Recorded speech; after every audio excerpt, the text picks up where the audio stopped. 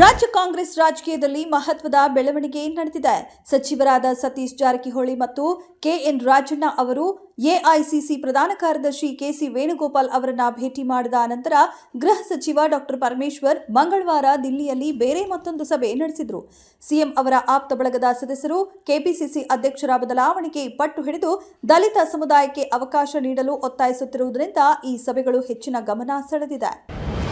ಇತ್ತೀಚೆಗೆ ಮುಖ್ಯಮಂತ್ರಿಯ ರಾಜಕೀಯ ಸಲಹೆಗಾರರ ಹುದ್ದೆಗೆ ರಾಜೀನಾಮೆ ನೀಡಿದ್ದ ಬಿಆರ್ ಪಾಟೀಲ್ ಅವರು ಮಂಗಳವಾರ ಕರ್ನಾಟಕ ರಾಜ್ಯ ನೀತಿ ಮತ್ತು ಯೋಜನಾ ಆಯೋಗದ ಉಪಾಧ್ಯಕ್ಷರಾಗಿ ಅಧಿಕಾರ ಸ್ವೀಕರಿಸಿದರು. ವಿಧಾನಸೌಧದ 3ನೇ ಮಹಡಿಯ ತಮ್ಮ ಕಚೇರಿಯಲ್ಲಿ ಹುದ್ದೆ ಸ್ವೀಕರಿಸಿದ ಬಿಆರ್ ಪಾಟೀಲ್ ಅವರು ಕರ್ನಾಟಕ ರಾಜ್ಯ ನೀತಿ ಮತ್ತು ಯೋಜನಾ ಆಯೋಗದ ಬಲವರ್ಧನೆಗಾಗಿ ಕ್ರಮಗಳನ್ನು ಕೈಗೊಳ್ಳುವುದಾಗಿ ಮತ್ತು ಕಲ್ಯಾಣ ಕರ್ನಾಟಕ ಪ್ರಾದೇಶಾಭಿವೃದ್ಧಿಯ ಮಂಡಳಿಯಿಂದ ಹಲವಾರು ಯೋಜನೆಗಳನ್ನು ರೂಪಿಸಲು ಶ್ರಮಿಸುವುದಾಗಿ ಹೇಳಿದರು. ಸಚಿವ ಜಮೀರ್ ಅಹ್ಮದ್ ಖಾನ್ ಹೆಚ್ಚುವರಿ ಉಪಮುಖ್ಯಮಂತ್ರಿ ಹುದ್ದೆಯನ್ನ ಮುಸ್ಲಿಂ ಸಮುದಾಯಕ್ಕೆ ಮೀಸಲಿಡಬೇಕೆಂದು ಆಗ್ರಹಿಸಿ ಬೆಂಗಳೂರಿನ ಸದಾಶಿವನಗರದಲ್ಲಿರುವ ಕಾಂಗ್ರೆಸ್ ಅಧ್ಯಕ್ಷ ಮಲ್ಲಿಕಾರ್ಜುನ ಖರ್ಗೆ ಅವರ ನಿವಾಸಕ್ಕೆ ಭೇಟಿ ನೀಡಿದ್ದಾರೆ.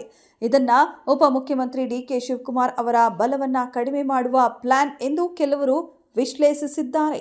ಈ ಸಮಯದಲ್ಲಿ ರಾಜ್ಯದಲ್ಲಿ ಈಗಾಗಲೇ 2 ಉಪಮುಖ್ಯಮಂತ್ರಿಗಳು ಇದ್ರೂ ಮತ್ತೊಂದು ಡಿಸಿಎಂ ಹುದ್ದೆ ಸೃಷ್ಟಿಸುವ ಬಗ್ಗೆ ಕಾಂಗ್ರೆಸ್ ನಾಯಕರು ಇನ್ನೂ ನಿರ್ಧಾರಕ್ಕೆ ಬಂದಿಲ್ಲ. ರೈತರ ಕೃಷಿ ಪಂಪ್ಸೆಟ್ಗಳಿಗೆ ಪ್ರತಿದಿನವೂ 7 ಗಂಟೆಗಳ ಸಮರ್ಪಕ 3 ಫೇಸ್ ವಿದ್ಯುತ್ ಪೂರೈಕೆ ನೀಡಲು ಯಾವುದೇ ವಿಶೇಷವಾದ ರಾಜಿ ಇಲ್ಲ ಎಂದು ಇಂಧನ ಸಚಿವರಾದ ಕೆಜೆ ಜಾರ್ಜ್ ತಿಳಿಸಿದರು. ಅವರು ಈ ಕುರಿತು ಹೆಚ್ಚಿನ ಕ್ರಮಗಳನ್ನು ಕೈಗೊಳ್ಳಲು ಅಧಿಕಾರಿಗಳಿಗೆ ಸೂಚನೆ ನೀಡಿದ್ದಾರೆ. ಈ ವಿಚಾರವನ್ನು ಸಂಬಂಧಿಸಿದ ಅಧಿಕಾರಿಗಳೊಂದಿಗೆ ಮಂಗಳವಾರ ನಗರದಲ್ಲಿ ನಡೆದ ಸಭೆಯಲ್ಲಿ ಅವರು ವಿವರಿಸಿದರು.